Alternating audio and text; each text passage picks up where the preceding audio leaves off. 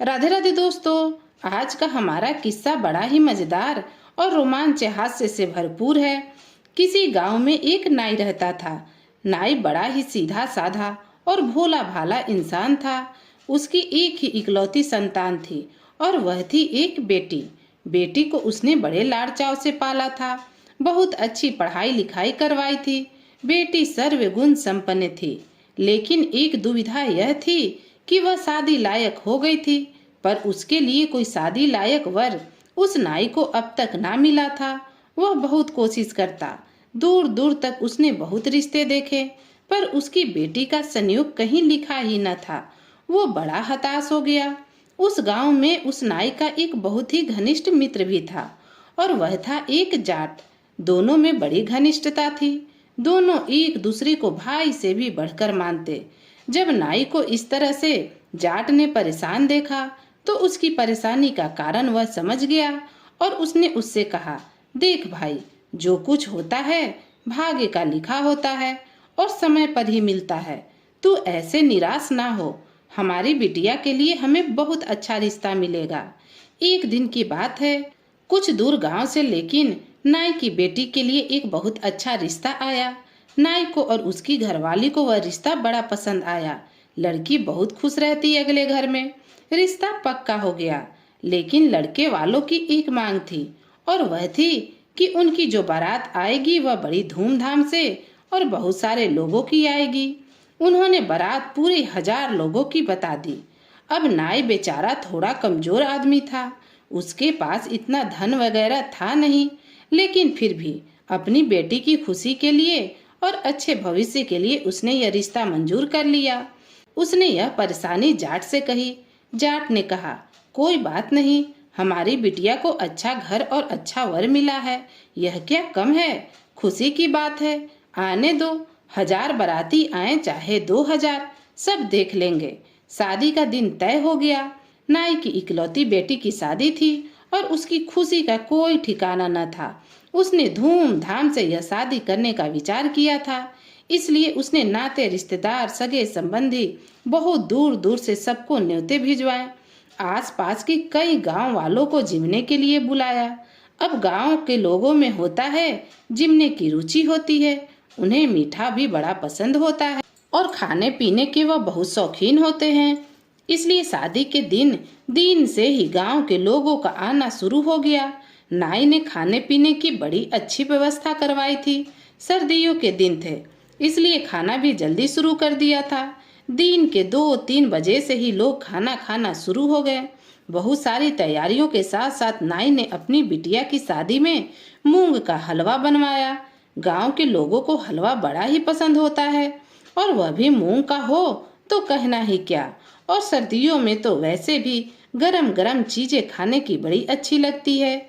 इसलिए जो गांव के लोग सगे संबंधी नाते रिश्तेदार हजारों इकट्ठे थे, तो जो मूंग का हलवा था वो बहुत जल्दी जल्दी बीतने लगा। अंत में जब 2-4 किलो हलवा ही बचा, तब जो लड़के थे परोसने वाले, उन्होंने देखा कि हलवा तो बहुत कम बचा है और जो बाराती हैं अभी तो वो रात को आएंगे, अब क्या करें। उन्होंने जाकर अपने हलवाई को बताया। हलवाई ने जाकर देखा तो उसने कहा, वाकई यह हलवा तो बहुत कम पड़ेगा, अब क्या करें। उसने जाकर नाई को बताया। नाई तो सुन रह गया।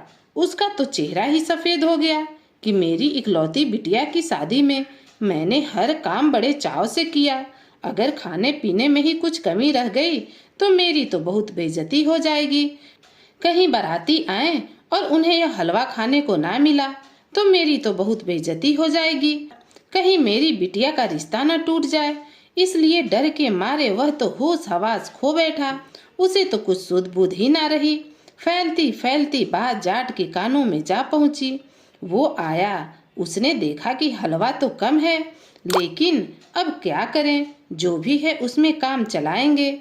सब उसके मुंह की तरफ देखने लगे और पूछने लगे, काम चलाएंगे?